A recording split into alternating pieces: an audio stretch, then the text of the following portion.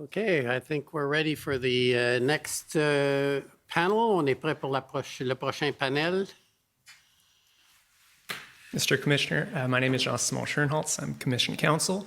I'd like to call Kevin McHale and Nathalie Carrier as the next witnesses. Mr. McHale, will you swear on a religious document or do you wish to affirm? Affirm. For the record, please state your full name and spell it out. Kevin McHale, Kevin Mchale. Do you solemnly affirm that the evidence to be given by you to this commission shall be the truth, the whole truth, and nothing but the truth? I do. Ms. Carrier, will you swear on a religious document or do you wish to affirm? I wish to affirm. For the record, please state your full name and spell it out. Nathalie Carrier, Nathalie Carrier.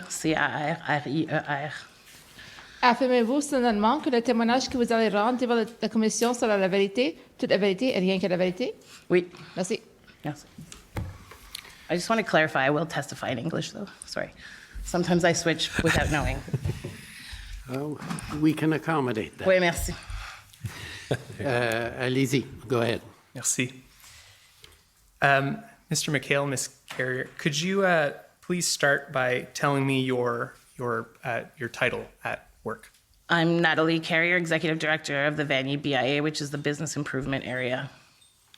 Kevin McHale, I'm the Executive Director of the Spark Street BIA and Mall Authority. Thank you. I'd like to pull up a map just to help orient ourselves. If we could zoom in there. Okay, and let's go close to where Parliament Hill is and we can zoom in. So, Mr. McHale, you see at the top right there of your screen is Parliament Hill, correct? Correct? And is Spark Street kind of the highlighted line there? Correct. That's the 5 blocks of the pedestrian promenade. Thank you. And if we could zoom out, Ms. Carrier, where does the Vanier BIA cover? It covers 3 main streets, Beechwood, Montreal Road, and MacArthur, from roughly the river to Saint Laurent, with the exception of Beechwood that ends when Havelock begins. And those are indicated here Correct. on the map? Thank you. And did you have any engagement with businesses outside of those 3 streets during the relevant period? Both Kevin and I sat on daily meetings, and we also sit on the board of ACOBIA, which is the coalition of BIAs. So we do sometimes get communications from others. I have family and friends that own businesses on Bank Street, for example. And some of my businesses on Montreal Road or Beechwood would own other franchises and others. Okay. And you're generally aware of the parking lot at Coventry Road that was used by some of the protesters? Generally aware. I would say intimately aware since January. Can we just identify that on the screen, please? That's right. And that location that's been pinned aligns with, sorry, the one on the left, please. That aligns with the parking lot that we're referring to? In essence, both parking lots were being used at one point, so both the Hampton Inn one and the one that belongs to the city. They're joined together, but there are 2 separate parking lots. And Ms. Carey, your BIA, as well as the Coventry Road location, would you describe that as being outside of the downtown core? It depends who you ask and what's being done. Sometimes we're considered downtown because we have more urban issues that are, homelessness or, drug-related issues, things of that sort. But for the case of an event that happens downtown, we would be considered slightly on the outskirts, yes. Okay. And were you liaising at all with any of the businesses on Coventry Road? I was, just by nature of being the closest BIA to them at one point, because things were escalating and there was a lot of complaints being made. I did begin to liaise with a few businesses there. Thank you. We'll talk more about that later. Can you just quickly tell us what was your previous experience before joining the Vanier BIA? I was the production manager for Ottawa 2017, so I did large-scale public events like La Machine, Crash Dice, Continuum Underground, and the pre to LRT being created, picnic on the bridge, those kind of things. I have 20 years experience in events. And did you have experience in that role liaising with the city and Ottawa Police? I would say that would be more unofficially and anecdotally because of the knowledge that I carry with me. There are things that were brought to this table that were flagrant to me based on the knowledge that I have as previously as a large-scale event planner, producer. And in referring to things that were flagrant, you're referring to events during the January and February. Correct. 2020. So Okay. things that we saw that would be event-like during the occupation or protests referred to my previous roles. Thank you. And my current roles. We do events at the BIA as well. Thank you. So for both of you, could you just start by telling me what kind of information, if any, did you receive from the city and OPS in anticipation of the arrival of the convoy? I would say that we received very little information prior to. In fact, it was mostly the BIA in Byward that started requesting from our councillor. So to be clear, Councillor Fleury has 3 BIAs within his ward, Byward, Rideau, and Vanier. And so Byward and Rideau had started getting increasingly aware of what was happening. We had been speaking with Bank Street and Spark Street as a cobia, and they requested from Councillor Fleury to amass stakeholders so that we could better prepare for the weekend ahead. This was the week leading in, obviously, the week of the 27th, 28th. Thank you. Mr. McHale? Yeah, I would say it was very minimal. Spark Street experiences a number of activations and protests and marches and such throughout the years because of our proximity to the Hill. So the communication was quite minimal. I think it was only really, we started to receive some because some other BIAs and ACOBIA, which is the Ottawa Coalition of BIAs, started making direct requests as we were seeing this event starting to unfold to being bigger than what we typically experience in downtown Ottawa. Thank you. I'd like to pull up coalition document, that's COA 6060.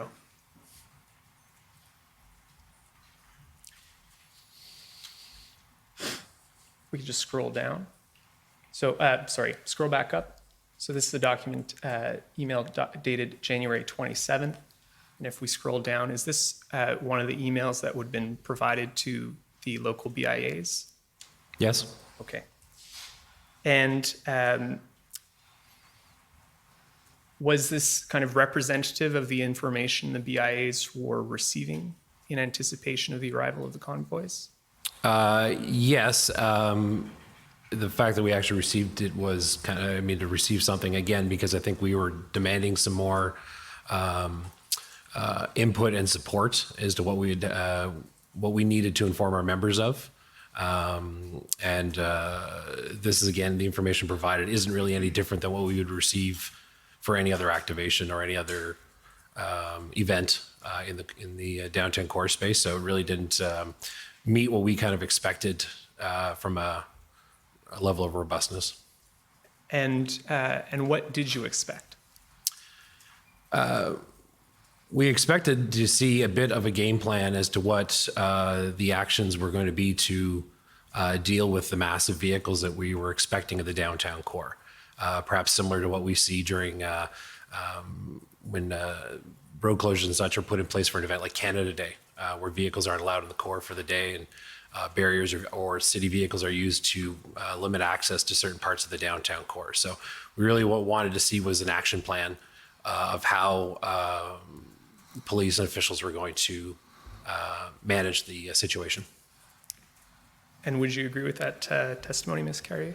I agree. I think we were looking for the plans that we normally get and receive or are shared with us leading into a Canada Day weekend or Winterlude or those kinds of things. So in this particular case, we were expecting Canada Day type closures. And in the case of Vanier, that would only pertain to us as it pertains to any overflow traffic that often or sometimes gets directed to Coventry or would end up on Montreal Road or Rideau or... And did you request that type of information? Did you or anyone else in the business association community? We requested from the counselor to have a briefing with services, which we got. And when that briefing happened, we were surprised to see that that was not this posture that OPS and city were taking, meaning the closing down of the streets in the downtown core to accommodate the level of what I was seeing on social media was heading our way. What kind of information was provided during those briefings? To me, Again, specifically, to clarify, ahead of the convoy's arrival. ahead of the convoy, it was a protest that was slightly unusual because of the nature of the trucks, right? Normally when we have protests, there's buses that arrive and drop off people, and then an event happens and they get back on buses and leave. In this case, the trucks were the protesters in many ways. So there was some level that it was going to be complex because of the trucks. But for the most part, we were told, by the end of the weekend, everything should be good and everyone will likely be gone. Okay. And would you agree with that, Mr. McHale? Yeah, I would agree. Okay. And was that similar to were you receiving information that was similar to what you'd received in other large-scale events, Ms. No. Carey? No. How did it differ? There was a lack of information for something that we deemed and I deemed, having done large-scale events on that very particular space. La Machine ran from Byward all the way to the museum and back. There was actually a Saturday night event that was here. We spent 2 years planning that because of the sheer level of people, and the machines themselves were big. And so there was really no information, in our opinion, or there didn't seem to be, it didn't seem to be taken as seriously as other events. Thank you. Now, if you can take a look at paragraph 4 here on the screen, it says, all open source information in our interactions with Freedom Rally organizers indicate this will be a significant and extremely fluid event that could go on for a prolonged period. Did anyone during those briefings provide any explanation for what was meant by significant and extremely fluid event that could go on for a prolonged period? I think that there was an unpredictability about this event. There was reference to there being multiple organizers, but I don't think we were given much more, not to my knowledge, Mr. my McHale? recollection. No, the feeling I have when I read a line like this, probably convoy protest, would be that this is just kind of an open-ended protect yourself, saying that, if some of the organizers decide to stay, we don't know exactly. It's not uncommon to see this kind of language, I think, in kind of an announcement like this. But again, our typical experience with other protests in the area are that people come, they protest, and they leave in a reasonable manner, and where at the time when they say they will. And that was the impression you got from the communications from Ottawa Police Services? That's the feeling I had going into that weekend, yes, with the communication that we had received. Again, it seemed to be fairly low key from what we were receiving. My personal feeling was it was a little bit similar to the farmers' protest that we had a number of years ago here in the Ottawa core, where a group of farmers came through and brought in tractors and other heavy equipment and were here for a day or so and then left. So it was kind of my feeling of it was, again, having been on Spark Street for 9 years and working in the core for 20, that this would be a loud, boisterous weekend event, and that by Monday morning I'd be trying to figure out how to clean up my street, which wasn't the case. To clarify, was that your own assessment of the incoming convoy? Correct. Yes, it's my own assessment. Again, that's taking that assessment based upon the information we were provided. Right. Thank you. Did anyone during these meetings with city and police officials ask why access to the downtown core was not being blocked? Ms. Carrier? I feel like at some point, all the BIAs there were 5 of us, did. I remember my colleague Kaylin from Byward certainly, making mention to why this wasn't happening, or why couldn't we block streets like we do often for protests or events? Why couldn't we prevent access to our core? There was no real answer to that. You don't remember any specific response to those questions? I remember Chief Slowly saying publicly, and not specifically to our daily briefings, but publicly saying things to the order of, I can't stop trucks from driving in the city of Ottawa. I can't stop vehicles from driving in the city of Ottawa, which was baffling to me personally as an events person, because we had and we do often for events. Mr. McHale, do you recall any specific response to that question? No, the response would be to what Nathalie alluded to, which is that basically they didn't have the rights to stop the vehicles from coming in. Did they provide information on why that was? No, nothing written. Thank you. Who from the City of Ottawa was participating at these meetings, Ms. Carrier? It evolved. So in the beginning, it was basically the three BIAs. We added in the three BIAs being Rideau, Byward, and Vanier. We added in Bank Street and Sparks. And there was bylaw, traffic. So a series of city services, bylaw, traffic,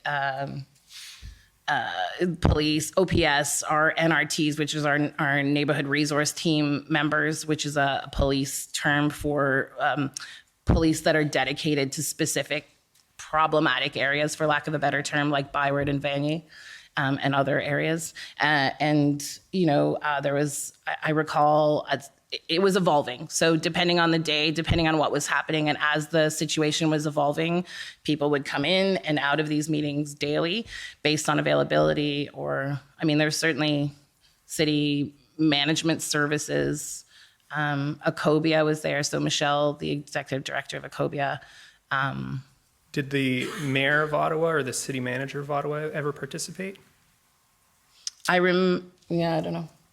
I can't recall. I don't believe the mayor participated in one of these calls. I believe someone from his staff was on the call a couple of times.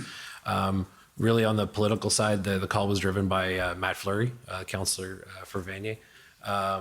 And he and his staff hosted the call every day, and there'd be mixing in. Councillor McKinney was on the call a couple times. Who else? I remember this. Fortier, yes. Oh, sorry, Yeah. I'm so sorry. Go ahead. No. The MP for Vanier, Fortier was on the call as well. Yeah. Joel Harden was on the call. Later, as well. when the occupation became the occupation and not a protest, the call of roughly 20 people was 70 people at times daily. So there were MPs that would join in on those calls. But for the most part, the senior city person, and to my recollection, was Kim Ayotte, who was emergency services. So he was the person sort of speaking on behalf of fire, paramedics, and obviously police when police wasn't on the call. And Sorry. No, finish your thought, please. I was going to say, oftentimes the police representatives we had on the call are not people that I would consider senior OPS that I would have seen in other events. Did any of the senior OPS officials, former Chief Slowly, deputies Bell and Ferguson, did they attend? I have a recollection of Chief Slowly joining the first week, so between the first and second weekends. I don't recall what day exactly, but there was one call that he was on with us.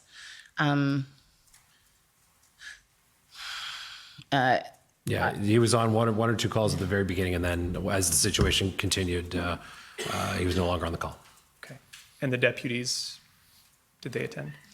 No, generally police representation was Constable LeMay, who was the community officer, was the primary police contact on the phone call. And there was, and I apologize, I do not remember her name, but I believe she was the deputy who came once or twice on the call as well. Ferguson?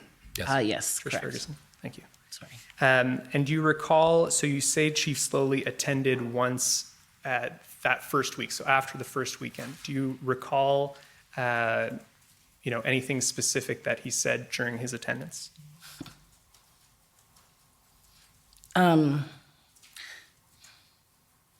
This is difficult because these are people we work with. These are people that we rely on.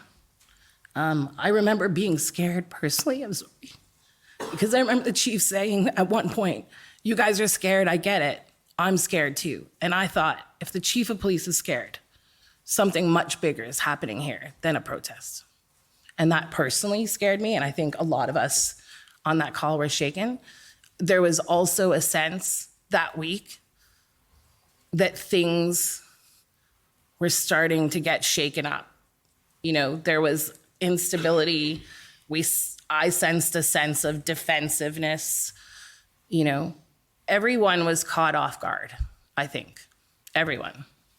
I don't think any of us could have dreamed that this event that we, in our biggest thinking, would equate to Canada Day, sort of, you know, the infractions that happen, the closures that happen, the people that come in, the disturbances it creates, the loud noise, the fireworks. None of us, I think, could have understood that that would actually get so much bigger. So did you each feel that the business community, the BIAs that you represent, that they got the information they needed to prepare for these events? No. Ms. Carey? No. Despite us asking vehemently daily. For what specific information were you seeking that you did not receive? So there are things that pertain to businesses that are very specific in events like this, and I'm sorry, I keep calling it an event, that's my knowledge. So things like, will they have access to loading zones? How can deliveries happen? Can staff get in? Where will the bus routes be? And because there was so much fluidity to what was happening, there was no sense that the plan today was going to be the plan the next day. There was some fluidity to it, but mostly those are the things we needed to know. Can staff take OC Transpo and get from Vanier to their job at the Rideau Center? Will the Rideau Center be safe?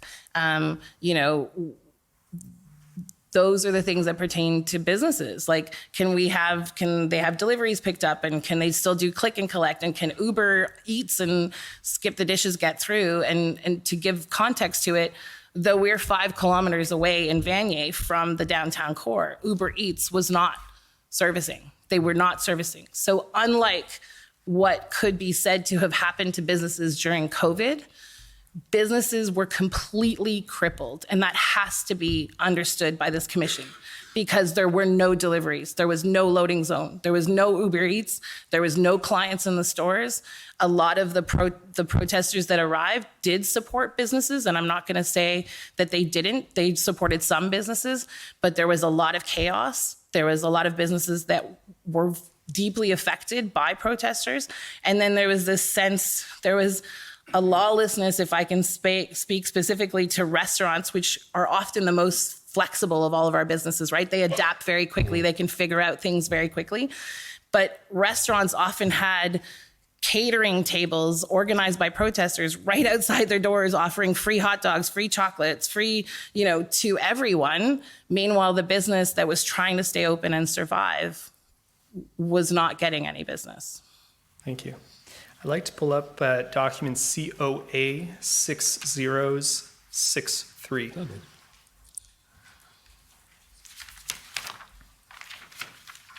So the document we'll see here, Mr. McHale, is an exchange between you and Councillor McKenney. Mm-hmm.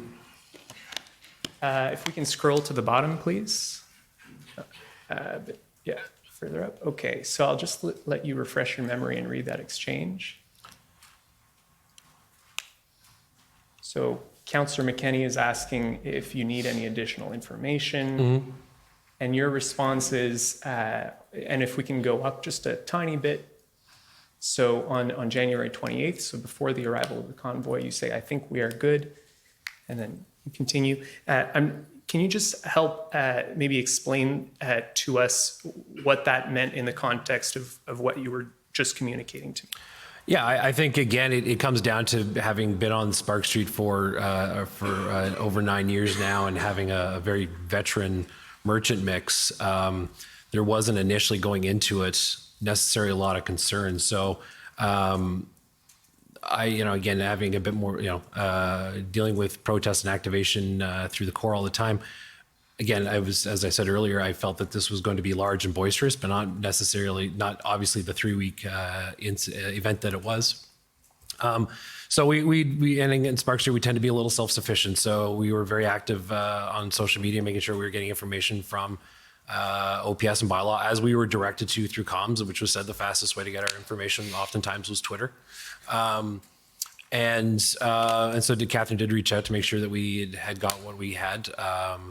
So again, yeah, it was very much, I think we're good. The members are aware. Again, my members go into an event like this, any other protest, not thinking about closing their doors, not really concerned about staff.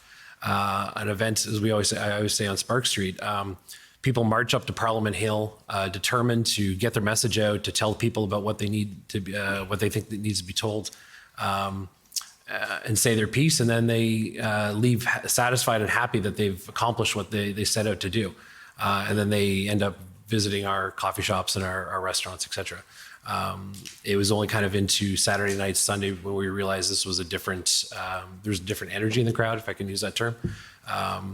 That's when, again, a lot of my businesses who on the Saturday were open, were trying to open. Regulations in Ontario were starting to be lifted. They're being ready to lift, I believe, on the Monday, on the 31st.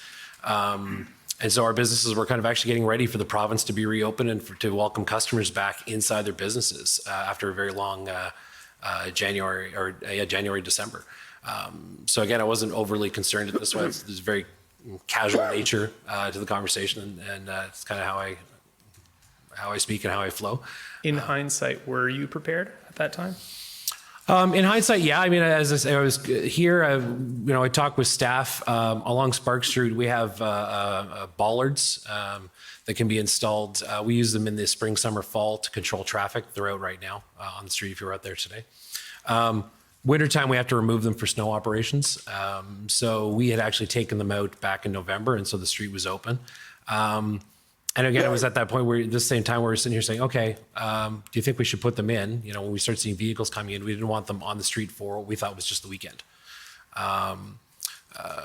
So my event supervisor and I made the decision, and we had to dig out the holes, and they're all full of snow and ice, and dig them out and vacuum them out, and we put the posts in for the weekend. And I think it was kind of a fortunate decision for us to do that, because I feel that the street would have ended up as kind of a secondary holding spot for vehicles and other activities.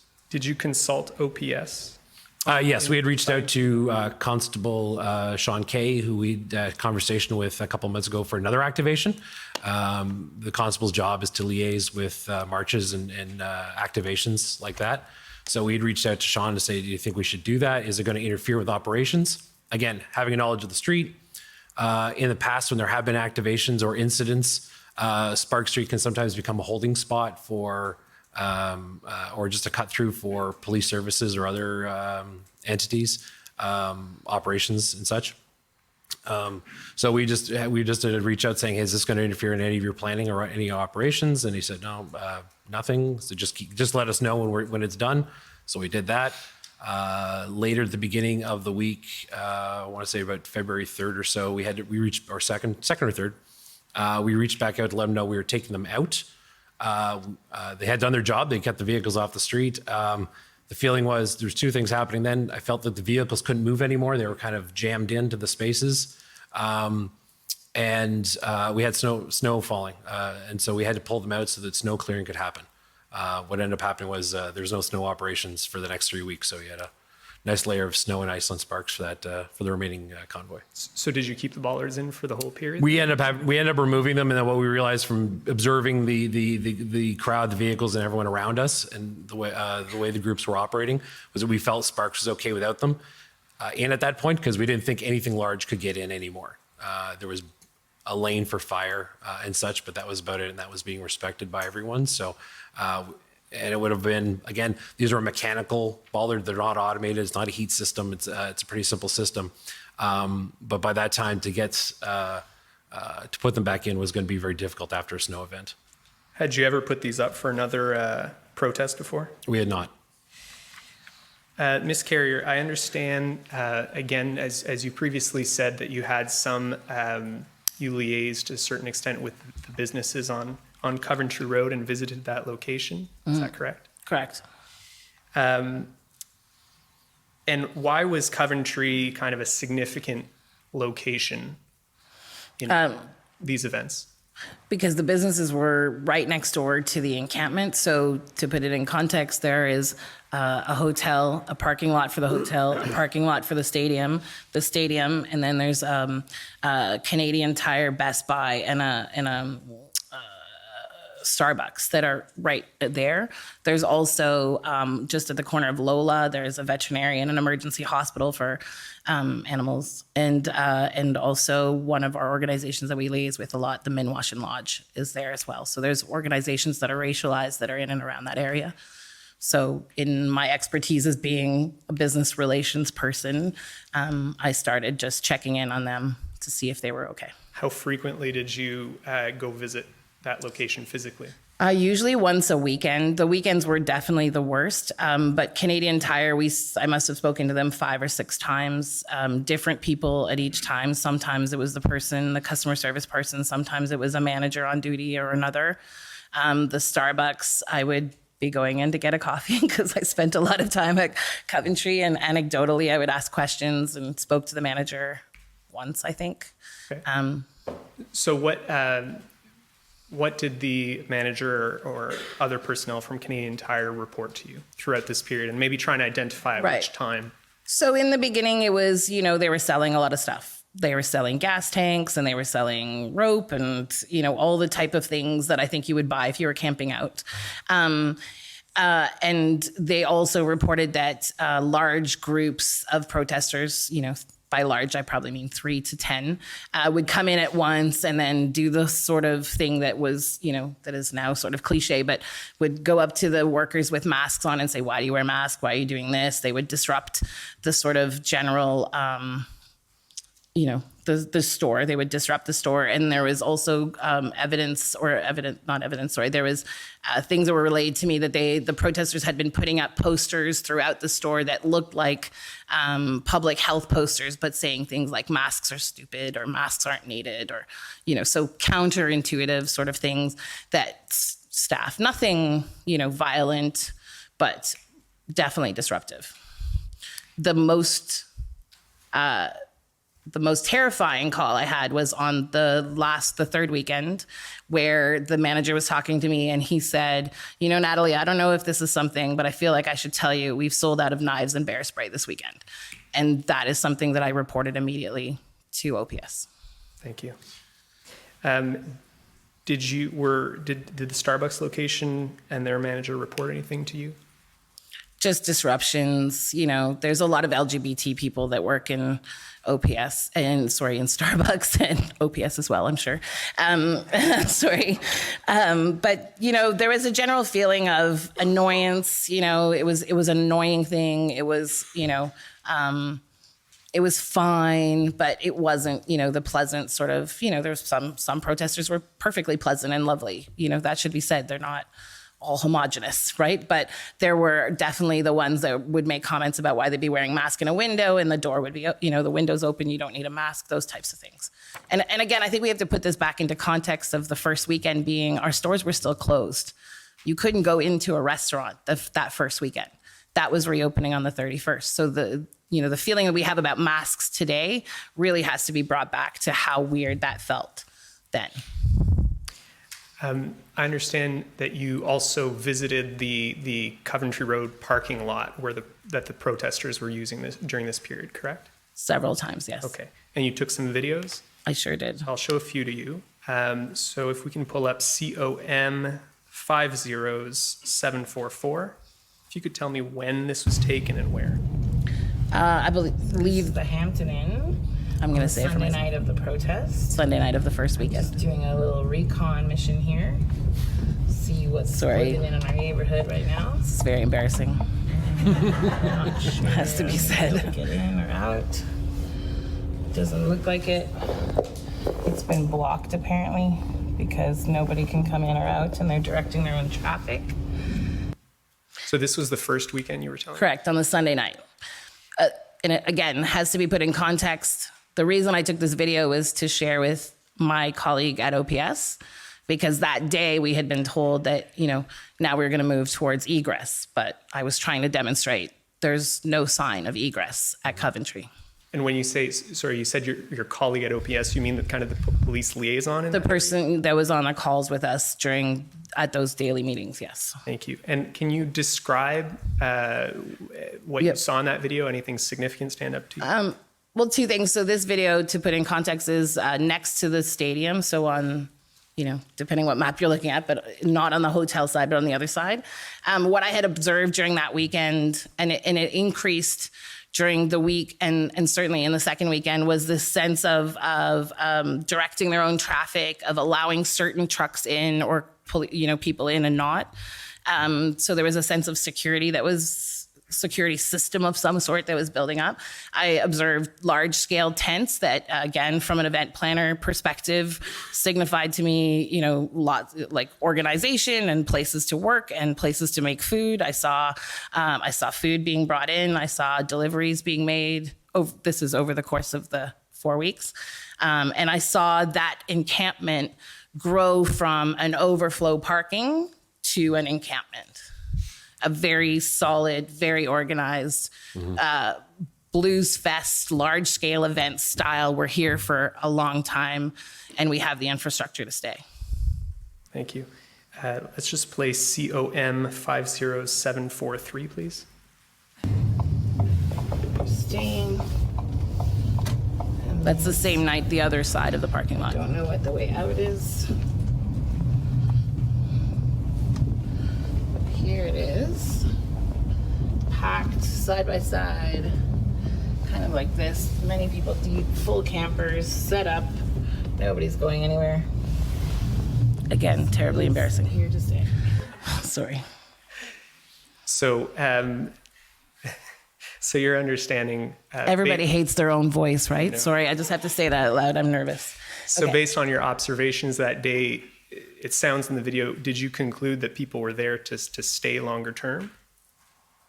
I am somebody that is very savvy with social media. To me personally, it was clear that the 70-kilometer train of trucks that crossed the country was not coming in for a small protest in a day. And to me, that Sunday night was the proof that, somebody somewhere had underestimated or not listened to the anger, frustration that at that point, large number of people felt.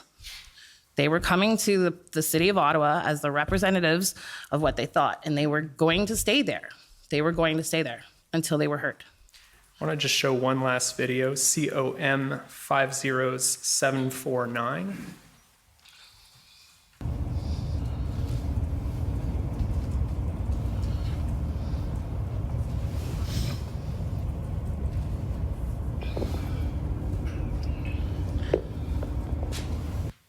So when was this video taken? I believe that's the second weekend. Okay. And what you see in that video are things that, again, as an event planner, I took because it drove me crazy, because there was a propane tank next to diesel with wooden pallets packed right next to it, which an event would be not even allowed to operate. Second, would be shut down, and police trucks would be there, bylaw would be there. And as an event planner, I would be fined. And there was no fining. I saw tents that normally, as an event planner, both in my BIA role, but also previously, you need permits to put up tents like that in the city of Ottawa. You pay a permit, an inspector has to come, there has to be an engineer evaluation. To my knowledge, none of that had been done at Coventry. So I essentially had a festival happening in my community that was neither sanctioned nor was it protected by the normal standards that the city of Ottawa would adhere to.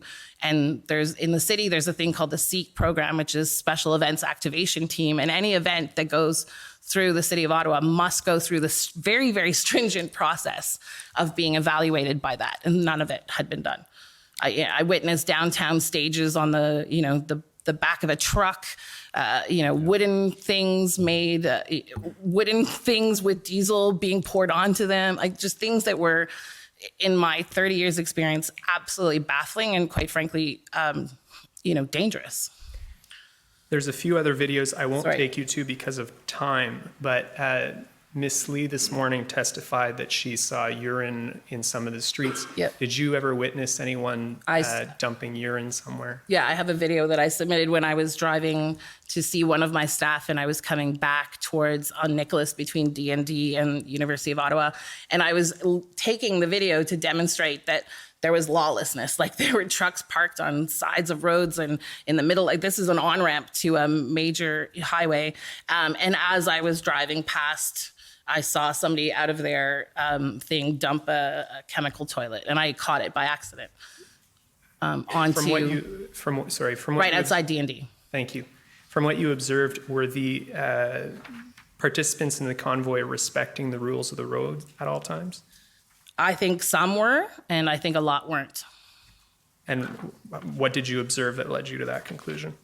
There's another video that I submitted where at Coventry, I don't know this for a fact, but I deduced that there was sort of a shift change that would happen. There would be a series of trucks that would leave in the morning, and some would come back, and they would sort of do this convoy style. Obviously, they're a convoy. So, but on several occasions, I would be trying to sort of leave that parking lot, and there would be 50, 60, 100 trucks all in a row, not respecting traffic, not respecting traffic lights, and sort of operating as a parade. But again, in the city of Ottawa, when you do a parade, you have to have police escort. There are certain laws. It's announced ahead of time what your trajet, sorry, I don't know that word in English is. Route, merci. And, so again, these were things that would happen. I saw convoys of trucks, like farm tractors driving down Vanier Parkway, which is not even a trucking route. You're not even allowed a truck on Vanier Parkway normally. Like none of our businesses could get a truck to drive down Vanier Parkway to come give them a delivery. And yet, we are seeing these types of things. So I saw a lot of that. Thank you. Mr. McHale, can you describe generally the impact on the businesses in your BIA? Yeah, generally for Spark Street businesses, for the most part, especially after that Saturday, the first Saturday, I would say about 85% of them just stayed closed for the remainder of the protest and for the week afterwards. It was difficult for them. I mean, the businesses that were open would suddenly end up with 5, 10, 15 people in the store unmasked, wanting to use the bathroom or just to warm up, not actually getting any services, especially if it was a retail business. Food businesses initially on that first weekend, reported to me, the staff would report to me that they had difficulty managing the customers coming in. Businesses of course, were under the regulations for the closure and such. So if they were allowed customers in, those customers had to be masked. There was limits on what they would do. It was impossible for them to enforce it. And that was something I think we did bring up on one of the calls eventually, which was, and then again, initially we were told, no, it's up to the business to enforce that. The business has to make the decision whether they're going to stay open or closed. It's up on the business. And then it was, brought to their attention. It's quite impossible for a single shop owner to police 5 or 6 people who are determined not to follow the local health ordinances. So we did get some clarity on that eventually it would be in the best judgment of the bylaw officer whether or not they would impose a fine on the business or a warning. And are you aware of any businesses that receive fines for? No, none of my members reported anything. It was said, though, sorry, I have to say, it was said that if fines were given out, they would be given out to the business, not to the people. And so that's, again, another deterrent to keeping your business open, because if you can't control or have security there that at your own expense, which most of these stores didn't have at that point. Again, we're coming off of a 2-year, COVID, and then we all got caught off guard right before Christmas that we were shut down again. So a lot of these businesses had no money for security or anything. So they thought, well, if I can't police it, I'm going to get a fine and it's not worth it. So they would close. Mr. McHale, do businesses on Spark Street typically close during protests? No.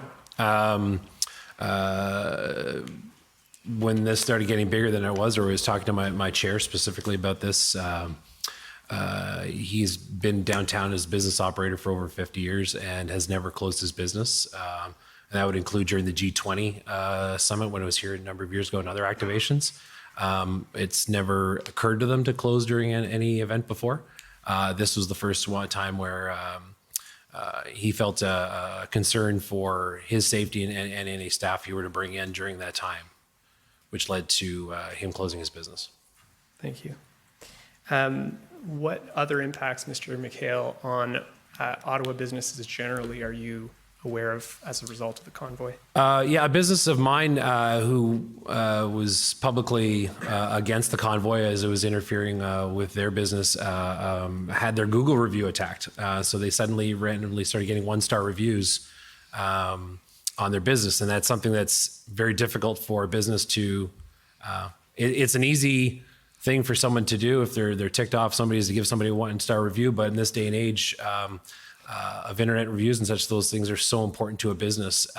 And suddenly a business that had a 4.5-star rating was suddenly trending, I believe, at like 2.5, which is, it's difficult to recover from anything like that. And it's very difficult to go to the providers, the Yelps and that, and say, these are all fraudulent reviews.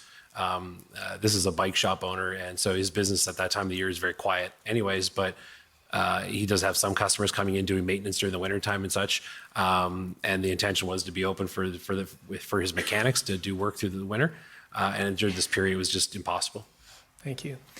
Those are all, go ahead. I was just going to say, it should also be noted that the Rideau Center in its history and in the history of Cadillac Fairview had never closed for every day. And even when the stores are closed, the Rideau Center is the walkthrough for transit. So it's always open 24/7. You can go to the washroom there. You can go warm up in there. It closed, and that cost them $2 million a day. And they were closed for, three weekends, the worst of which would be Valentine's Day and Family Day. And I think for businesses, we have to state how important that is. I have a business, Quelque Chose Pâtisserie. They have their bakery in I'm sorry, I'm going quickly. Their bakery in Vanier. They also have 2 other franchises, now 3. But and they had trouble at the Byward one, so they closed down. But that affected the bakery, and it affected also Westboro, because their Westboro location, people were told to stay home, so they didn't have it. So again, that losing for that bakery to lose Valentine's Day and Family Day weekend carries them through the first quarter. Those 2 days, it was said to me yesterday by that business owner, that carries them through January, February, and March. And again, that's a normal January, February, March, not one where you were shut down at Christmas, not one where you've been shut down for 2 years. So it was devastating. Thank you very much. Those are all my questions. We're out of time, but I do want to allow you, if there's anything that I haven't covered that you think we need to share with the commission, briefly. Go. No, you can go. I've been going first, so you can. I just think it's difficult to explain. It's been very difficult sometimes for us to explain how devastating it's been for our business community in the downtown core. A prime example, I think, was about halfway through the event. I'm in line that night after spending 12 hours on the street, and in line at a coffee shop in Canada, just to pick up some coffee for the next morning for my family. And I'm looking inside this coffee shop and I'm seeing customers inside. And my brain said, oh my God, they're in violation of the health orders, And then I realized, no, the rest of the province has been allowed to open. It's just downtown Ottawa. And I think that's the effect that this had, was because this activation happened for as long as it did, police directed the residents and visitors to not come downtown. It's something we still deal with today with the Wellington closure and such, and the reputation of the city and the downtown. We've already seen it in tourism numbers this summer. They're down. We're continuing to see that the reputation of the city has been, as a place to visit, has been greatly tarnished. And it's going to take us years to truly recover for that in the downtown core if we ever do. Thank you. I have 2 things I would add. One, just to say to that, I have friends who, decided they would have this beautiful Ottawa staycation day this summer, and they go and they bike, and they go to the market, and then they're sitting out in the market at the end of this really amazing day, and then all of a sudden this protest comes up and people start yelling and screaming, and so this was months afterwards. So to Kevin's point, it's still happening now. There's still disruption to businesses. The second point I'd like to make in closing is that, and I don't know that this has been tackled, but Vanier is the most diverse BIA of all the the BIAs in Ottawa, and we have the highest level of racialized people within, or racialized business owners. So MacArthur specifically is a street which is the closest street to the convoy, a street that is very multicultural and has a lot of, a lot of specific cultural grosseterias, restaurants, those types of things. Anecdotally, there was a lot of, it was very difficult for some of those business owners, and though they may or may not have closed, the sense, and I think, the speakers this morning sort of talked to that, there was a sense of like foreboding in the city. There was this intense feeling. And specifically, one of our organizations that we worked quickly with was was intimidated to a certain extent by having men standing outside their windows looking in, again, comments being made, and this is a shelter for Indigenous women and children. So, it has to be said that the damage done, I think, was somewhat disproportionate to those in our city that are equity seeking and equity deserving, especially our small businesses. Thank you very much. Those are all my questions. Okay. Thank you. I'd ask, has there been any agreement on the order of cross-examination? Seeing no indication, I will call on, in terms of the length of time that's been allocated, starting with the convoy organizers. Good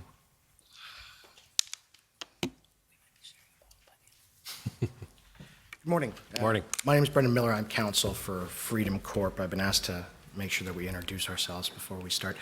I just have a few questions for you, and just so you know, most of these are what we call Brown and Dunn questions. I just need to give them to you so that there's some other evidence down the road, and I need to be fair to you, so I need to put a lot of this to you, okay? Just to be clear, Brown and Dunn is simply that they put a statement to you that it may be contradicted later, so you should have a chance to comment. Thank you for that clarification. So yeah, sorry, I'm too lawyer. I was trying to fake it till I made it on that one, so.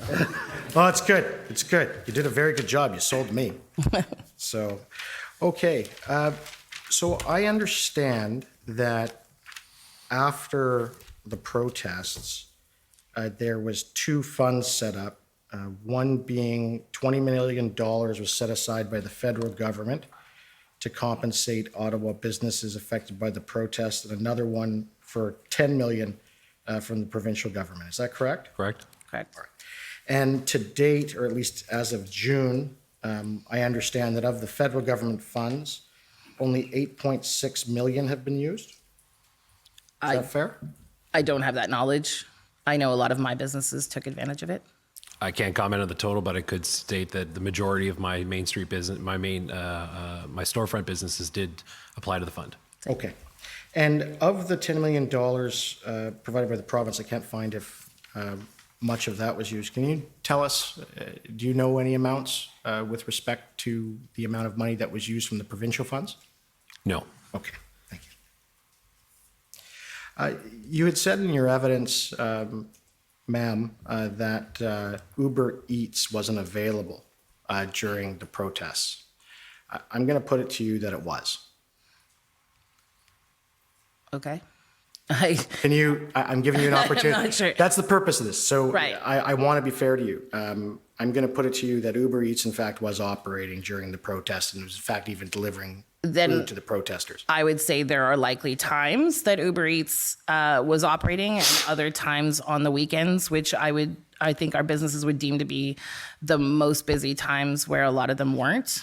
There was a lack of drivers. I know that was a major issue. And then because of the closures, there was zero access for it. So whether the app was open or not, I'm not aware, but I can tell you that many of our restaurants in Vanier and others could not use that service as a method to sell their food.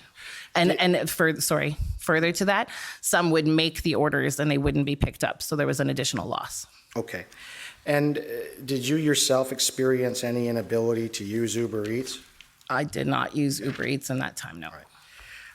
Did either of you have contact with Member of Parliament Mona Fortier? during this time? That she, I believe, is the Yes, president of she's Treasury? the MP that represents Vanier, so I do, yeah. Okay. Yep.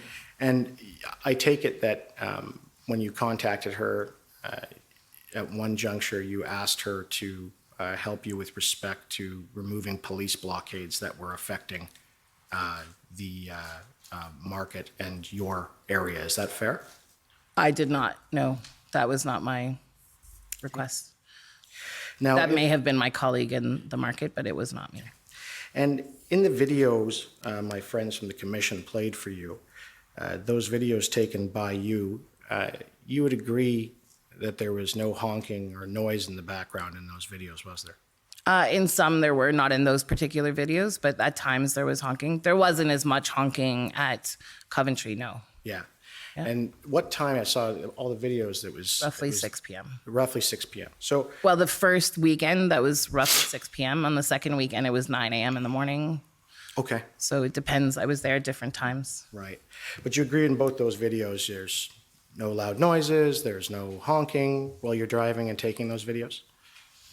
There was honking. Yes, there was definitely honking. There was some loud noises. Whether they were as loud as downtown, no, they were not. Okay. But there was definitely honking, and depending at times too. Also, yeah, no, there was not. Right. And were you aware that on January 25th, 2022, the City of Ottawa received an email from the Hotel Association here in town stating that the truckers and protesters had booked stays for over 30 days? I was not aware of the email, but I do know that Steve Ball from the Hotel Association was on many of our calls, especially in the third and fourth weekend and near the tail end of them. And he did make that aware to us. He also pointed out to the fact that there was a lot of hotels that couldn't be accounted for because they would be booked through third party. Right. So the hotels.coms or things like that. So is it fair to say that, to your knowledge, that the municipality of the City of Ottawa knew on January 25th, 2022, that these protesters and truckers were intending to stay a lot longer than the weekend? It appears to me that they should have known that, yes. Right. And you had mentioned that you saw some folks pouring out urine and other fecal matter or what have you. Just urine. Yes, okay. And what date was that? Do you recall? The date is on the video. I believe it was the second weekend, possibly the third weekend. I'm sorry, it's on the video, but But it wasn't at the beginning. it was not at the beginning, no. Okay. Were you aware that the protesters and the truckers had applied for and had been given permits for porta potties originally, but those permits were then pulled? I'm not aware of that, no. But I'm kind of happy to hear that at some point something was permitted, yes. Well, that was Sorry. the beginning, at the beginning. And I just, again, trying to be fair to you. Thank you. And you had mentioned that you had seen or heard from some store owner that they had sold out of knives and bear spray. Is that right? The Canadian Tire, yes. That's what it was told to me. Is it fair to say, though, that you never saw any protesters or truckers running around waving knives? Most of the people I know that hunt with knives don't wave them around. Right, good. I So like they that. would be concealed perhaps, but I guess what I'm trying to say is I don't think waving around a knife states whether or not the knife exists. All right, Did I see the knife being waved around? No, I did not. all right. And you never... Do I trust that the Canadian Tire is telling me the truth? Yes. Right. So, and you never saw protesters with bear spray? I was not in the heat of it on the last weekend, if that's what you're implying, no. And despite that Canadian Tire had sold out of these items, you had no knowledge of who they sold all of these items to, is that fair? I had none, no. So you don't know if he sold them to protesters or if they sold them to local residents, would that be fair? I suppose that would be fair, yes. I mean, I suppose we could probably cross-reference credit cards at some point and figure that out, but I don't think that Credit is cards, the case. well, Well, I don't know. I think the feds will need to get another order for production for all that. Likely. Way above my pay grade, sir. Way above mine, too. Thank you. So I believe those are all my questions for you. Thank you very much. Thank you. Thank you. Thank you. Next, I'd like to call on the Ottawa Police Service.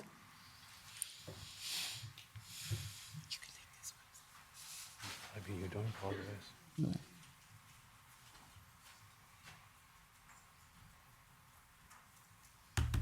Good afternoon to you both. My name is Jessica Barrow, and I represent the Ottawa Police Service. Thank you, Jessica.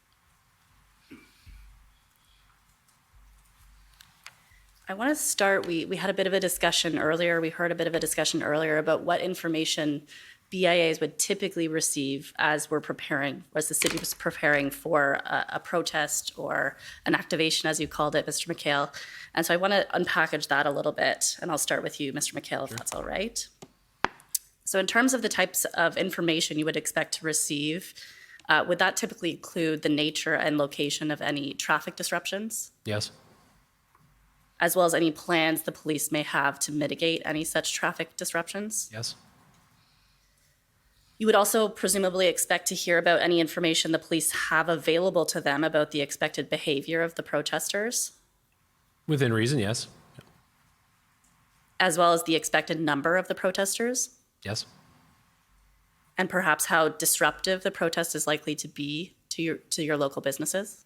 Yes, on occasion we've been told about how the levels of cooperation between the organizers and city officials, so yes. Right. And you would expect to be advised where businesses could direct any concerns they may have should those arise throughout the course of events, correct? I take it, though, that you would agree with me that there may be circumstances under which there are impediments to police disclosing certain information to local businesses. Is that fair? It's fair. Or that may impede the police's ability to consult with the public or community members or business members and jointly agree on strategies? Agree with that. For example, there may be sensitivity or confidentiality around certain operational planning techniques that may be going on at OPS, I'd agree with that. as well as in relation to any intelligence information in the possession of the Ottawa Police. Yes. And I take it you would obviously agree with me that you could not expect the police to provide information to the public which is not yet known to them. I would agree with that. And you would agree that the police may need to quickly or unilaterally adopt or change strategies to address the changing circumstances of an event. Yes. We heard earlier about the experience that local BIAs, and in particular the downtown core, have with events and demonstrations and protests in the city of Ottawa, correct? Correct. And you've indicated that they're a fairly regular occurrence. Yes. Would you agree with me that the convoy was unlike any of the previous demonstrations or protests the city has seen? I would. More specifically, the size of the convoy was unlike any previous protests local businesses have seen, Yes. and the volatility of the convoy was unlike previous protests. Yes. And in fact, you indicated that previously businesses have never been required to close, That's correct. and that this time they did because this protest was very different from all previous ones. Many chose to close based upon what information or lack of information was provided to them, yes. So I want to talk now, we talked sort of in generalities, now I want to focus on the specific communications that were provided to BIAs in the lead up as well as during the convoy. I want to start with a document. It's an OPS 403228.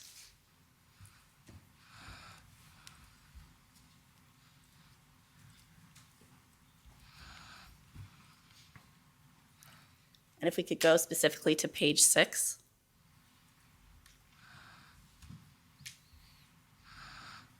If you just maybe scroll down a little bit. Thank you, that's perfect. Can you see here that there's an email exchange between the Ottawa Police and the City of Ottawa? Yes. Perhaps just scroll back up a little bit so we can see the date. It's on January 26th at 12:09 p.m. And would you agree with me that it says that the community police officers are in touch with downtown BIAs and are providing them with updates to expect large crowds and traffic disruptions? We cannot tell them to stay open or to close, but some businesses may elect to close so as not to get tied up in an anti-vax demonstration. See that? Yes. Do you recall that as of this time, which is January 26th, OPS community police officers were in fact reaching out to local BIAs to share information in advance of the convoy's arrival? Yeah, information is being sent to us and other organizations, yep. And this is 2 days prior to the beginning of the convoy starting to arrive on the 28th? Dates are correct, yep. And businesses are being told that there will be large crowds as well as traffic disruptions, Yes, and that there is a possibility of anti-vax demonstrations in downtown establishments by convoy participants, yes, but that ultimately the decision has to remain with the businesses as to whether or not to close. correct. I want to take you now to OTT 50166.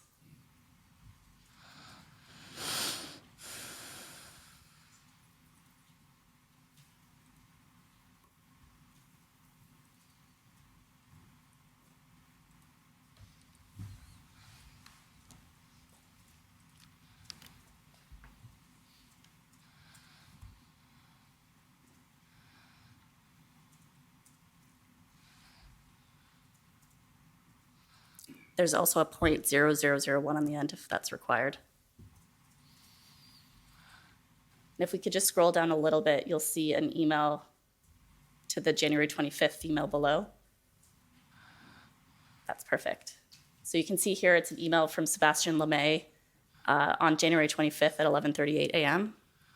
And you would agree with me that Sebastian Lemay is one of the community police officers. I believe that was testified to earlier. Yes, he's not mine. No, but he's, yes, okay. And you would agree that it tells us a few details about the upcoming convoy, and this is as early as January 25th, correct?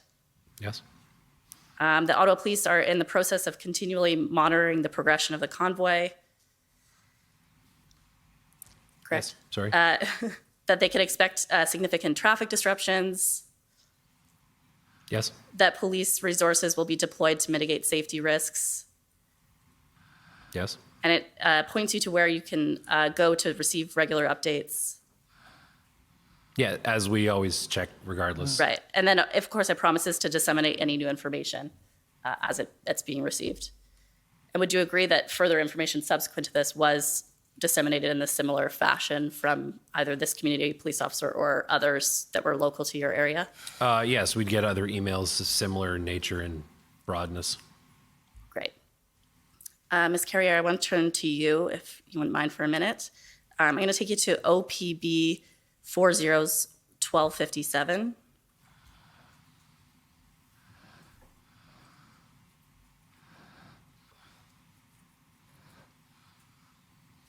Thank you. So this is the minutes of the Ottawa Police Services Board special meeting that took place at 1 p.m. on January 26th. And if we can turn to page 2 of that document, we see an agenda item that reads operational briefing on weekend demonstrations. And it's the chief's report. Did you watch this meeting? I did. You did. So we may not need to go through all this since you obviously watched the meeting, but would you agree that the meeting informed community members on the fact that this was a fluent event that could go on for a prolonged period? And we, of course, saw the same sentence in another communication as well. Is that correct? I would agree that that's the information that was made to all public, yeah. And that the event was unpredictable, Yes. and that existing intelligence was that protesters were peaceful, but that they would update if that were to change. Yes. And if we turn to page 4 of this document, the second last bullet, we can see here that there's questions being asked by Councillor Fleury, and we see here in response some advice to business owners. Is that fair? Sorry, the second last bullet or the? Sorry, it starts, I guess, the last at- bullet. If we can Okay. keep scrolling. Right, okay, so sorry, the second bullet on page 5.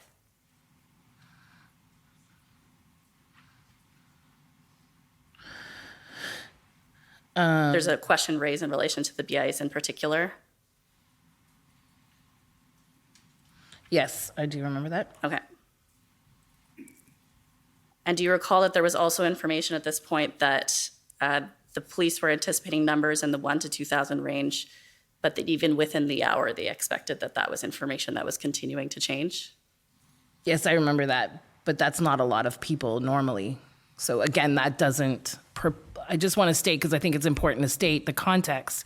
3,000 people on Parliament Hill is not a lot of people. like when you look at what the numbers are in Canada Day. So again, it doesn't point to something that I would look at that and go, oh, wow, 3,000 people, we're going to be, in Right. this for the long run. So 3,000 people is not a ton of protesters, no. But they were indicating that they were giving you the information they had at the time, and that as that changed, they were going to update the information, correct? Correct. And again, this wasn't to BIAs, this was to the public. Right, but you were permitted to attend and did in fact attend, correct? I just want to point out you're out of time. Okay. So if you want to wrap up or get to Sure. a point, a lot of this, I think, has been a bit repetitious. Sure, I'm happy to wrap it up. I just want to ask a couple more questions to you, Ms. McHale.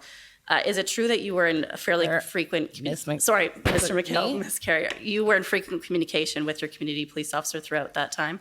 That's actually a very good question because our NRTs in Vanier were pulled from us and taken downtown. So I was not in communication with my own normal OPS people with who I transige, I don't know what that word is in English, but that I work with every single day.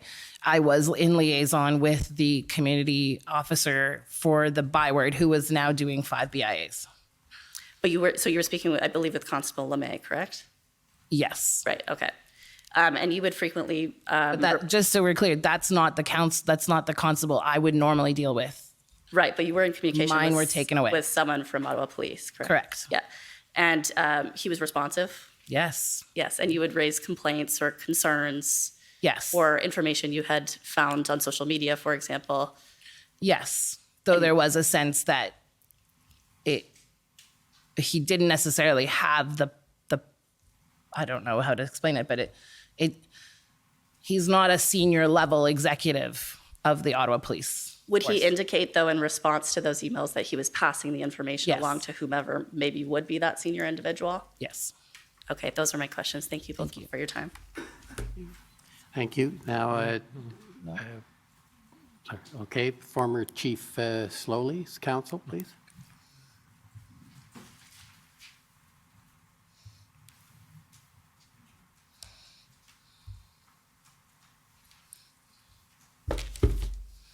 Can I ask you to start with both of you separately?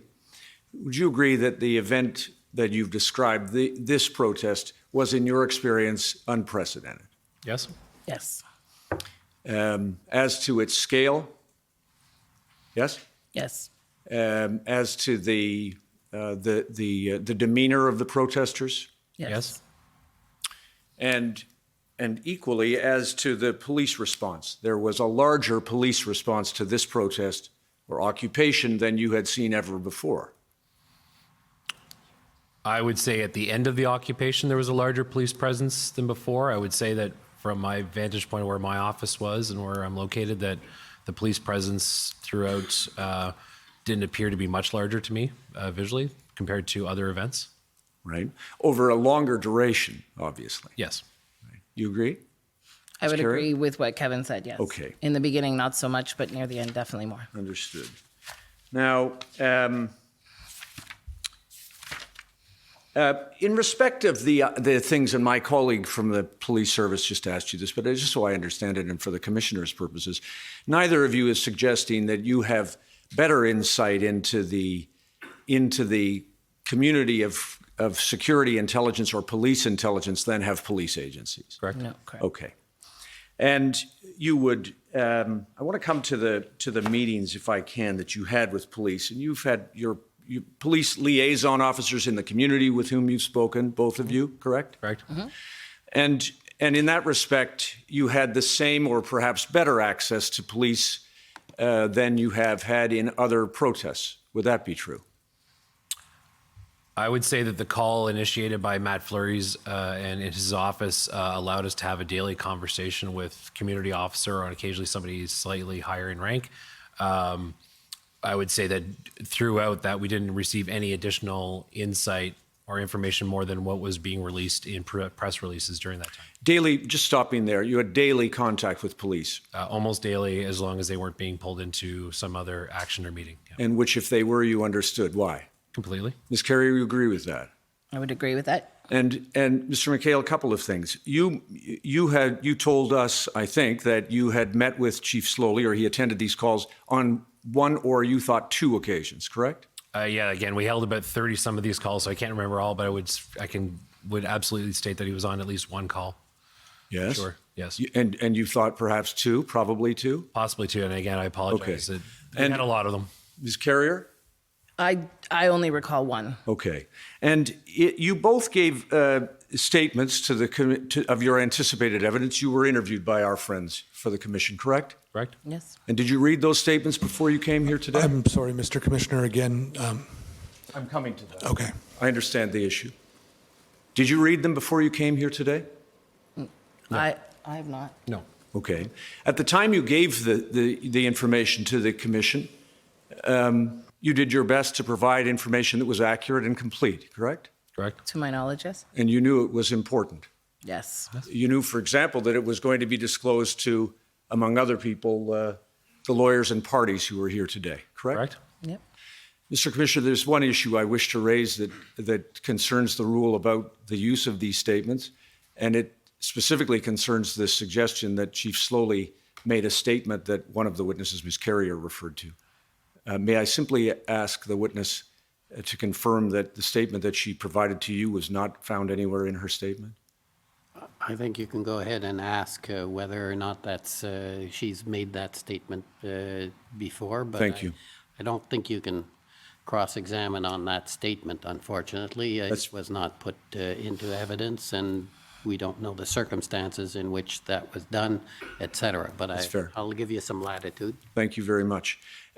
Ms. Carrier, prior to your saying that Chief Slowly told you on a call that he was scared, am I correct that you didn't say that before to anyone? To the commission? Yes. I've said it several times, yes, but not to the, perhaps I didn't say it the day of the commission interview. Well, do you accept from me that the statement of your anticipated evidence doesn't refer anywhere to a statement? Wait a minute, I don't think that's correct. Okay. This is All right. not a statement of anticipated evidence. I think that's been made clear.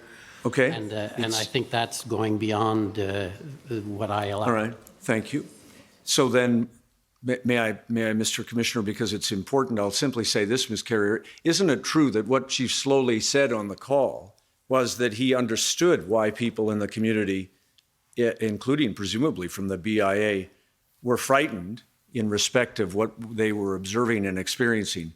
But at no time did Chief Slowly say that he was scared or frightened personally. Would that be fair to him? No, I Right. think he said, I think it was definitely in the intention that you were saying. I don't think that he was like, I'm terrified and I don't know what I'm doing. That's not what I'm implying. What I'm implying is that he was very candid with us.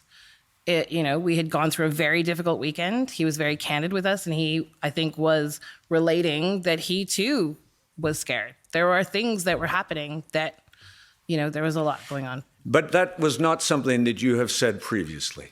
I have said that several times previously, but not to the commission. Okay. And can you tell me, please, Ms. Carrier, on what date did that meeting take place? To my recollection, I don't recall. I believe it was the Tuesday after the 1st. But you don't So recall? the 1st or 2nd of February, I would assume. Right? You would assume. Can you tell us what else the chief described? Any specifics that he described? He described a very fluid moving protest and occupation. He described what he had said a lot in the press conference, that there were lack of resources, that this was something that was evolving by the minute, that this was unprecedented. I want to say I have tremendous respect at that time for Chief Slowly, and I believe, I don't know what his intentions were, but I believe in that moment, it was fluid. Right. Can I just leave it on this basis? Because, of course, you can imagine that your statement that he said Right. that he was personally scared is going to, I just have to tell you, he's going to say he didn't say that. Right. That instead he was expressing why he understood people were frightened. I would But concede to you that that was the intention, yes. what I said, that Correct. expression of empathy. Yes. Thank you, Mr. Commissioner, and thank you to the witnesses. Okay, That's, the next is the Democracy Fund, Citizens for Freedom, JCF.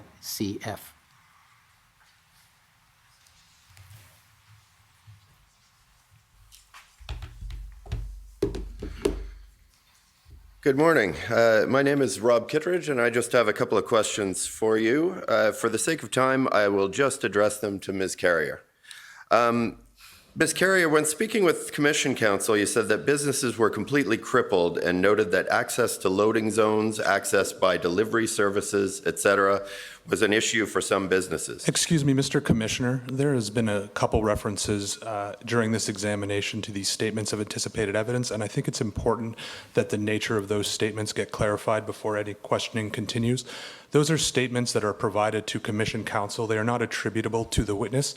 They are statements of what Commission Council anticipate a witness may or may not say. They should, Commission Council's view that they should only be questioned upon in extraordinary circumstances, and they shouldn't be serving as the basis for these examinations. I'm basing that on a statement that was made to Commission Council that businesses were completely crippled. Are you referring to the statements during the hearings today? Statements during the hearings. Okay, then that's fine. And all of these items came from statements during the hearings. I'm aware of the issue.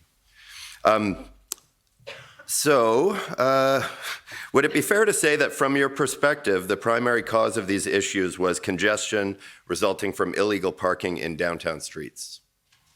I think that was one of the issues.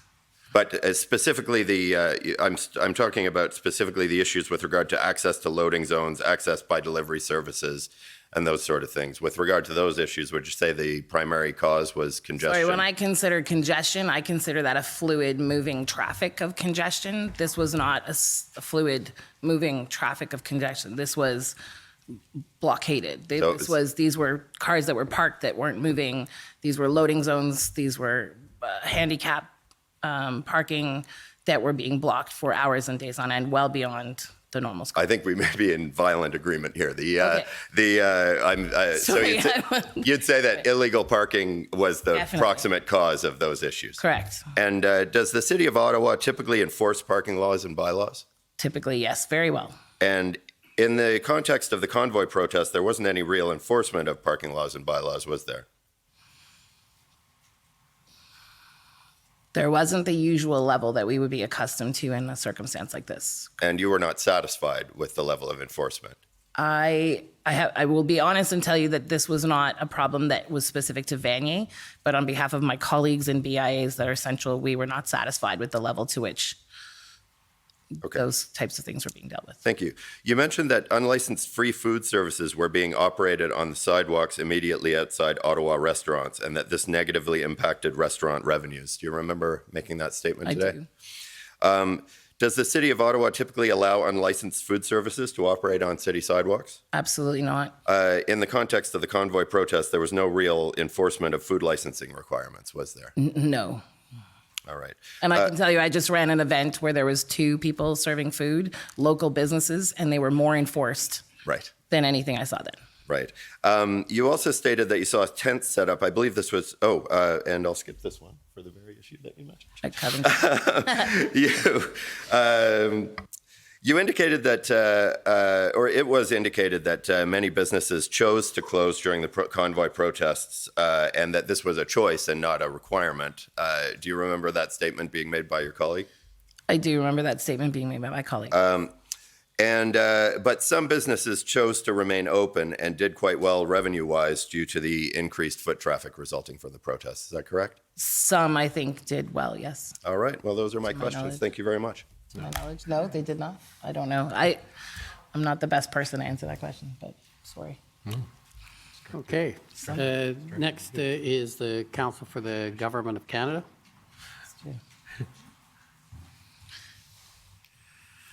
Thank you, Commissioner, and sorry to single you out, Ms. Carrier, but I wanted to ask you just a few questions about your emails. My name is Brendan Van Ice, and I'm one of the Council for the Government of Canada. Thank you. Could we call up COA 6073?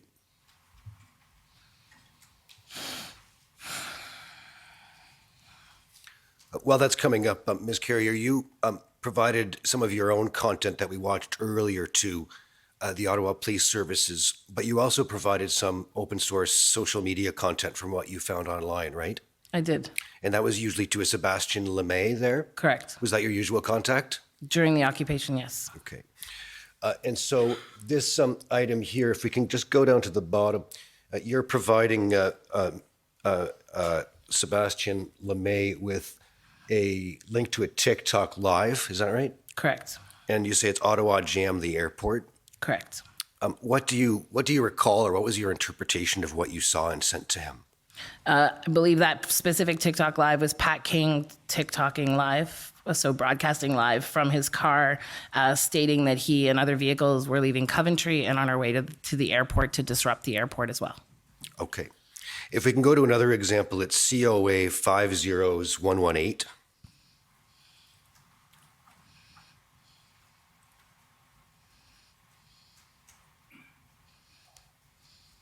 And again, if we just go to the bottom here, this is on February the 8th, is it?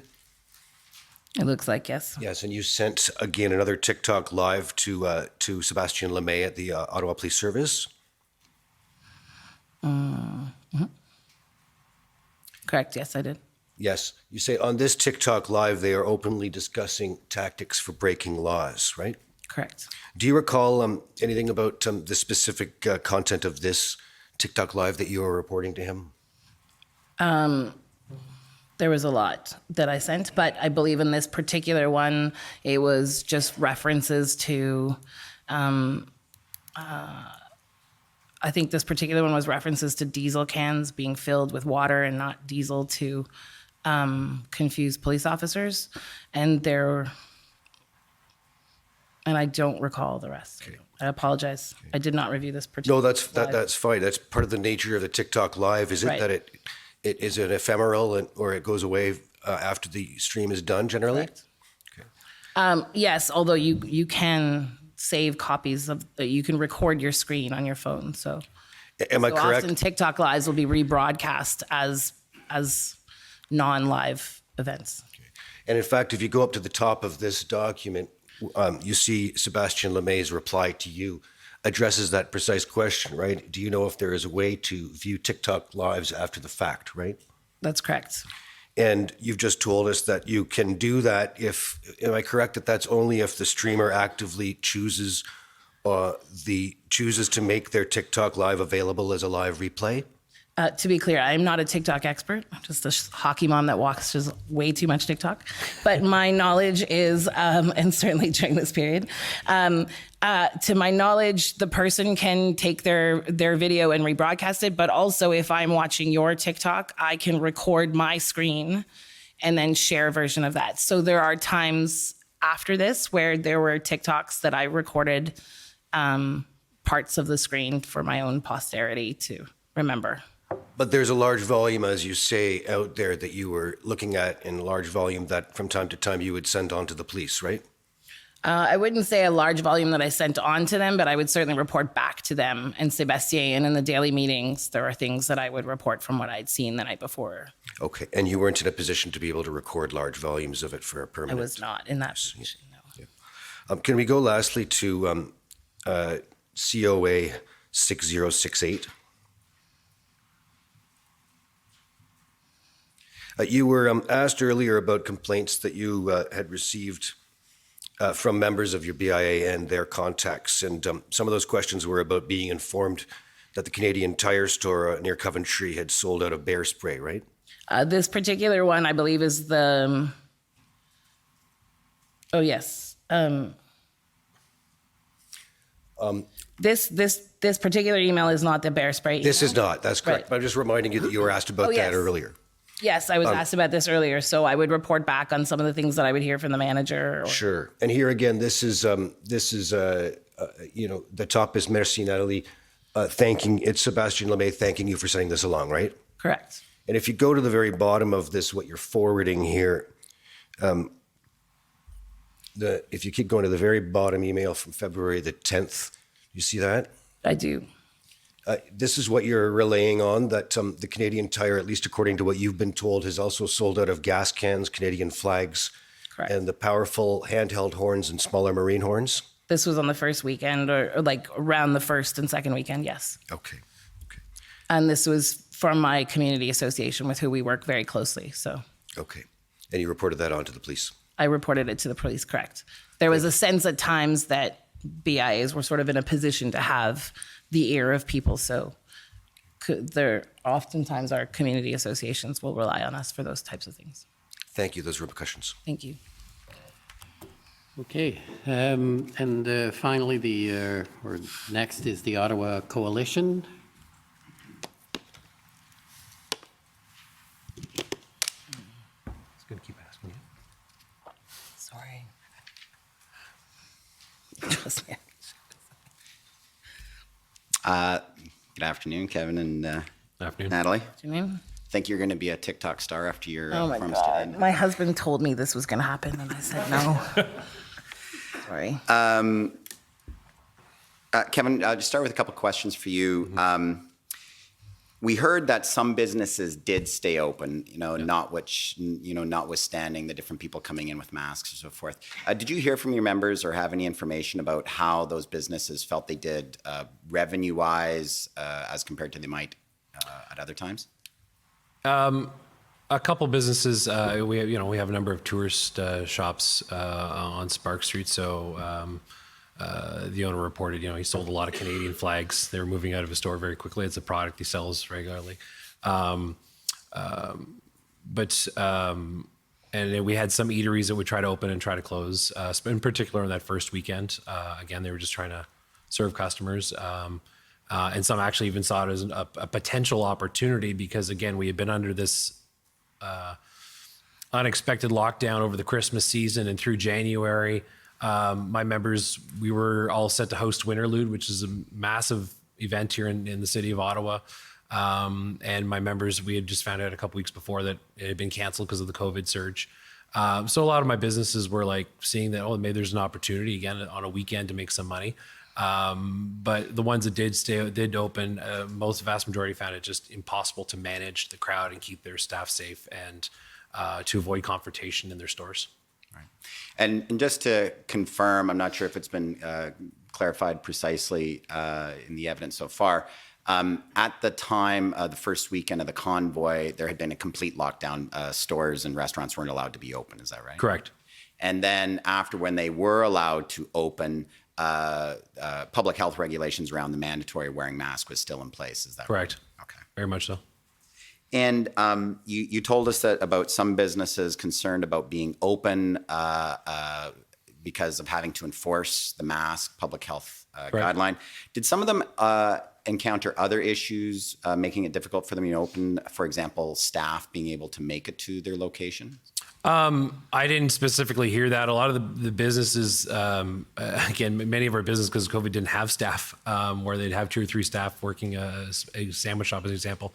It was down to just the owner and the business. So that owner would try to make a go of it on their own. But that would be the unmanageableness of there's still limitations on the number of people in your business and then again, getting a large group of people in your place and trying to manage that crowd it was quite difficult for them.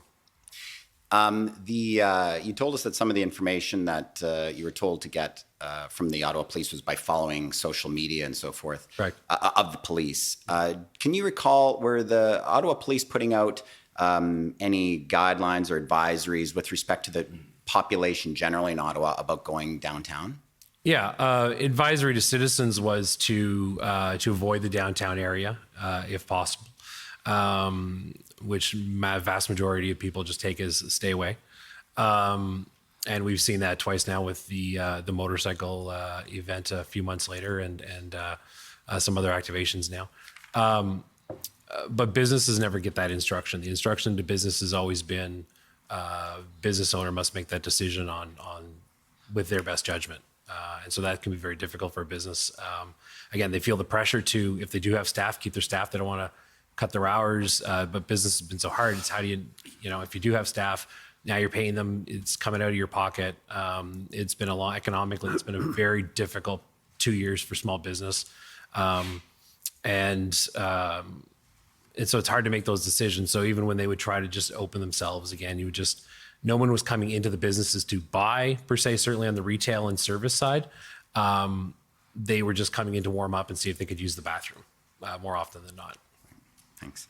I'm going to ask you a question about a document, and I'll just ask Registry if they can put it up. It was the OPS document ending in 3228.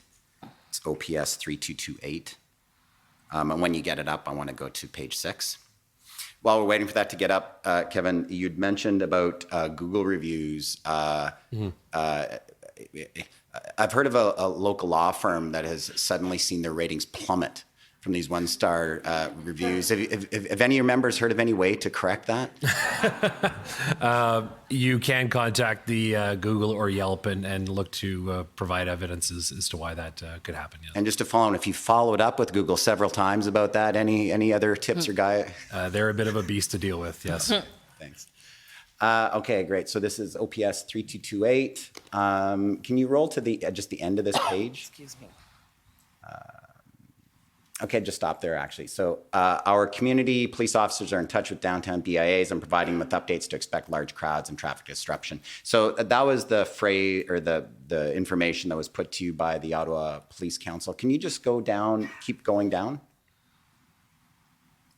Keep going.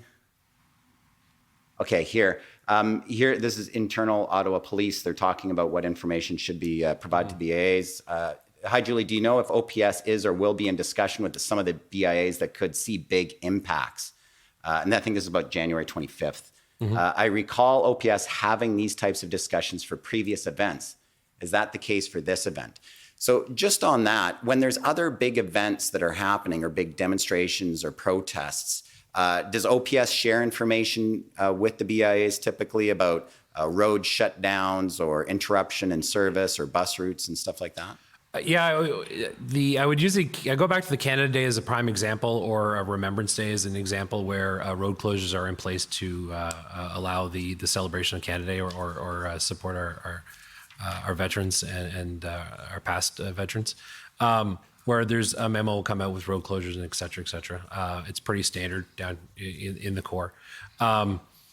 It's very rare that I would get something per se from OPS, which is very detailed. I mean, we saw that note come out that said call 911 or call 311. That's pretty standard in Ottawa for years. That's how you triage everything here.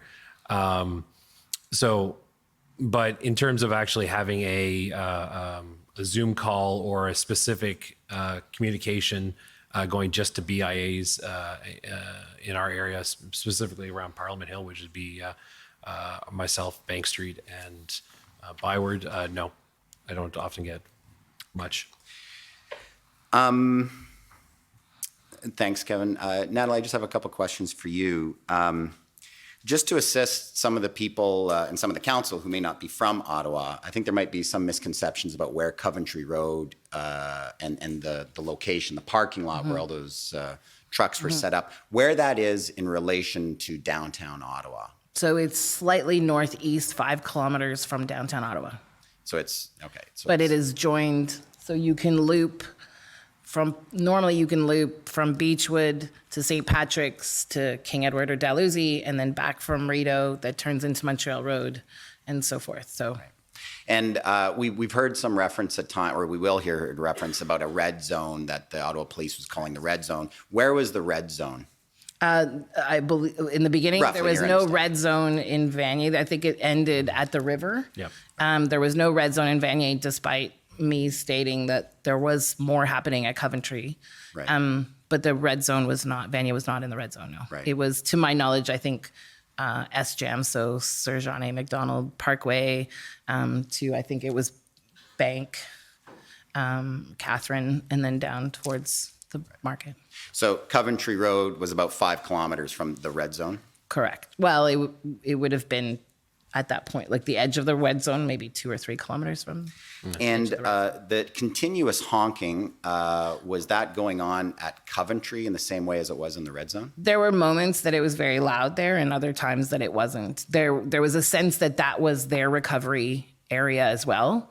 That's where the hot tubs got delivered on the second weekend. There was, food, and there was a very jovial sort of atmosphere at times, and other times a very tense atmosphere there. So there was, daytime you'd see a lot of families. They were heading downtown, and then in the evenings things would seem a bit more So it's like Depends on there was tension days, right? There were days that were, it's a long period. Some days were different. So like it appeared that some people would go to the red zone and then go back to Coventry Correct. for a respite from As the I said mornings. earlier, it felt like there was like almost shifts that were running, people that would either bring stuff downtown and then come back. There was a sense of like, almost like a base camp where sandwiches were being made and then shift downtown. And then, I saw myself lots of jerry cans being filled with gas in very unsecure, certainly not legal, by normal standards ways, off the back of a pickup truck in a big oil barrel or cisterns or things like that on the ground in Coventry parking lot. Yeah, and you told us a bit about permits and so forth. Permits for tents, for example. You were mentioning about like engineering that to be checked for. Why would they be checked for engineering? Because of Most tents used in events have to be fire retardant. So if you're going to cook within a tent, it has to have a fire retardant fabric so that if anything happens, it won't cause a huge fire. There's also levels of pressure. So often big tents need to be anchored either with spikes into ground, or they have to be held back by big concrete slabs. And often an engineer has to determine, how much concrete needs to hold it if the wind takes it. So there's lots of different regulations around building it to build it as high. So you would need fall safety to put some of those tents up, depending on, how high your pole is. Anything over 6 feet that you climb on a ladder, you need a fall safety training, for example. So there's lots of just little things like that. That people likely do in their farms or anywhere most times, but not usually as part of a big public event in the middle of the nation's capital. right. And these permits, what is your understanding of the purpose of these permits? Is it just a way for the city to generate revenue, or do they serve No, another? I think it's all about public safety, right? It's about public safety and standards of operation that are based on years and years of the city. Ottawa is often called the festival city. We host, I think there's 120 festivals in the summer here in Ottawa. So there's a lot of, it's really about public safety. You're My out last of time. Can I ask one last question? Okay, go ahead. Okay. You had told us, Nathalie, about the interaction with Chief Slowly and your recollection of what he said. Is there some reason why that resonated so much to you? Or should I put it another way? I think because at times like this, in what was considered for us at least a crisis, for a lot of people in Ottawa, a crisis, you turn to your leaders to have a plan and to be stable. And I remember very specifically feeling, and I will say feeling for the sake of, this audience, feeling like there was a sense that maybe our leaders were a little shaken. And that's scary. Thank you very much, and thank you, Commissioner, for that indulgence. Okay. Any brief additional questioning?